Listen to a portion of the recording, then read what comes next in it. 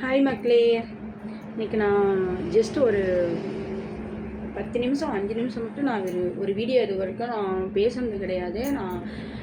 என்னால் வீடியோ நான் லைவ் தான் போடுவேன். எப்பயுமே நான் வீடியோக்குள்ளே போகிறதே இல்லை, எனக்கு டைம் இல்லை. இப்போ தான் நான் ஃபேஸ்புக்கு எந்த நியூஸ் சேனல் போனாலுமே ஒரே போராட்டமாகவே இருக்குது. இங்கே பாருங்கள், பாலியல் வன்கொடுமை, லேடிஸ் சின்ன சின்ன குட்டீஸ் எல்லாம் பாலியல் வன்கொடுமை பண்ணுறது தான் எல்லோரும் பேசுகிறாங்க. நான் இது வரைக்கும் நான் பேசுனதில்லை. என்ன பேச போகிறேன்னா, ஓகே, தப்பு எல்லா பக்கமும் நடக்குது. அது எங்கே நடக்குது, யார் உஷாராக இருக்கணும்னா, பெண் பிள்ளை பெற்று வச்சுருக்குறாங்க, அவங்களும் உஷாராக இருக்கணும். ஆண் பிள்ளை பெற்று வச்சுக்கிறாங்க, அவங்களே நீங்கள் கொஞ்சம் கவனிச்சிக்கோங்க. வீட்டில் இருக்கிறவங்க, எனக்கு என்ன சொல்கிறேன்னு தெரியாது. எனக்கு ஏதோ என் அறிவுக்கு நான் பட்டதை நான் நானும் ஒரு யூடியூப் சேனல் வச்சுக்கிறேன்ற ஒரு இதில் நான் பேசுகிறேன். இப்போ ஸ்கூல் இப்போயே இப்படி நடக்குதுன்னா, ஸ்கூல் லீவு இப்போ வரப்போகுது, எக்ஸாம்லாம் முடிக்க போகிறாங்க. அப்போ எல்லாமே பார்த்திங்கன்னா குழந்தைங்களாம் வீட்டில் தான் இருப்பாங்க, ஃப்ரீயாக இருப்பாங்க. இப்போ பேரண்ட்ஸ் பார்த்திங்களா எல்லாமே ஒர்க்கில் இருப்பாங்க. அவங்க ஒர்க்கில் இருக்கும்போது எதுலேயுமே கவனம் செலுத்த முடியாமல் போகலாம். அவங்க அவளுக்கு பிஸி டைமில் இருப்பாங்க. அவங்களுக்கு ஒர்க்கு முக்கியம். எல்லாத்துக்குமே லேடிஸ்க்கு ஒர்க்கு முக்கியம். ஜென்ஸ் அதை விட பிஸி ஆகிடுறாங்க. லேடிஸுமே இப்போ இருக்கிற ஒரு சுச்சுவேஷனில் அவங்கவுங்க ஒர்க்கு தான் முக்கியம்.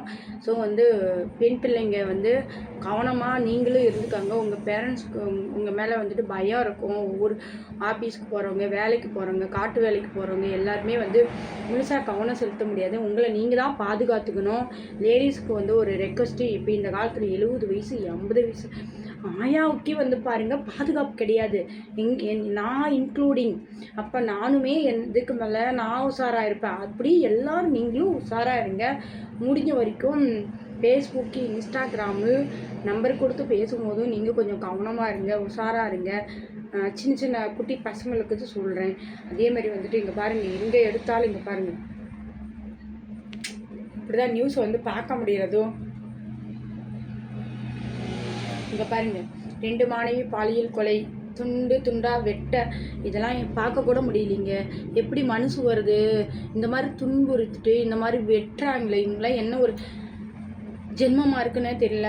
எனக்கெல்லாம் இந்த நியூஸை பார்க்கும்போது கூட கொஞ்சம் நம்ம பார்த்துடுறோம். இது நம்ம ஃபீல் பண்ணி நம்ம இப்போ சொல்லும்போது அப்படி ஒரு பெயின் மாதிரி இருக்குது. உண்மையாலும் இது நடந்தோட்டி பேசுறது வேஸ்ட்டு.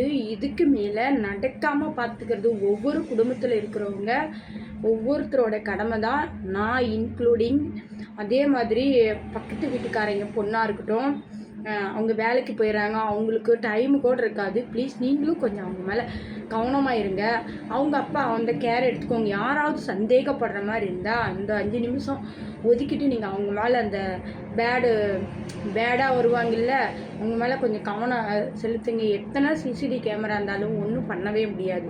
நம்ம கண்கள், நம்ம கைகள், நம்ம ஃபோக்கஸ் அவங்கவுங்க மேலே இருந்துச்சுன்னா, டக்குன்னு சந்தேகப்பட்டீங்களா அந்த ஸ்பாட்லேயே அவனை பிடிச்சி போலீஸ் ஸ்டேஷனில் கொடுங்க, காவல்துறைக்கு கால் பண்ணுங்கள். இதுக்கு மேலே ஸ்கூல் டைமில் தான் ரொம்ப பசங்க கேர்ஃபுல்லாக இருக்கணும். ஏன்னா இந்த ஸ்கூல் லீவில் ஒரு மாதம் எங்களுக்கெல்லாம் விட்டாங்க. இப்போ 2 மாதமாக 1 மாதமானு தெரியல. பொம்பளை பசங்க எல்லாமே கேர்ஃபுல்லாக இருங்க.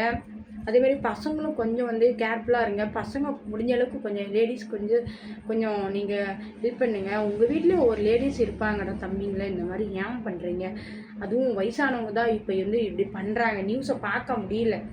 காரில் பாரு, காரில் சிந்திய, ஐயோ முடியல, இதெல்லாம் பார்க்க முடியல சாமி. இதெல்லாம் பார்க்க முடியல. கவனமாக இருங்க. அவ்வளோதான் எனக்கு தெரிஞ்சது. அவ்வளோதாங்க. நானும் முடிஞ்ச வரைக்கும் என்னோடய சேனல் இருக்கிறதுனால நானும் பேசுகிறேன். பொட்ட பசங்க முடிஞ்ச வரைக்கும் உஷாராக இருங்க. அதேமாதிரி இன்றைய தளபதி, இன்றைய இளைஞர்கள் கொஞ்சம் கேர்ஃபுல்லாக இருங்கப்பா. உங்களை நம்பி தானே பெண்கள் இருக்காங்க. உங்கள் வீட்லேயும் உங்கள் அம்மா இருக்காங்க, உங்கள் தங்கச்சி இருக்காங்க, உங்கள் என்ன சொல்கிறது, நல்ல ஒரு உறவு இருக்குல்ல. அப்போ நீங்களும் கொஞ்சம் உஷாராக இருந்து பக்கத்து வீட்டு பொண்ணு தானேன்னு விட்டுறாதீங்க. இந்த மாதிரி ஒரு டவுட் இருந்தால் நீங்கள் கேளுங்க.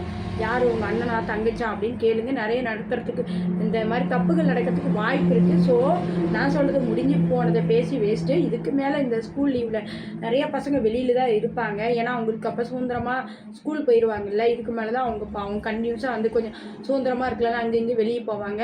ஸோ நீங்கள் ஒவ்வொருத்தரும் மனிதாபிமானத்தோடு நடந்து நீங்களும் கேர்டேக் பண்ணிக்கோங்க, சரியா? என்னோடய பார்வையில் அப்படி இருந்தால் நானுமே அதை தான் செய்வேன். ஓகே, எனக்கு ஏதாவது சொல்லணும்னு தோணுச்சு. தப்பாக இருந்தால் ஐ எம் சாரி. நான் யார் மனசையும் காயப்படுத்த நான் பண்ணல. எனக்கு ரொம்ப நாளாகவே இதெல்லாம் பேசணுன்னு தான் ஆசை. நமக்கு எதுக்கு தேவையில்லாத அப்படின்னு இதை விட போக முடியல. இது இருக்க குறைய மாட்டேங்குது. இது இருக்க ஓவராக போயிட்டுருக்குது.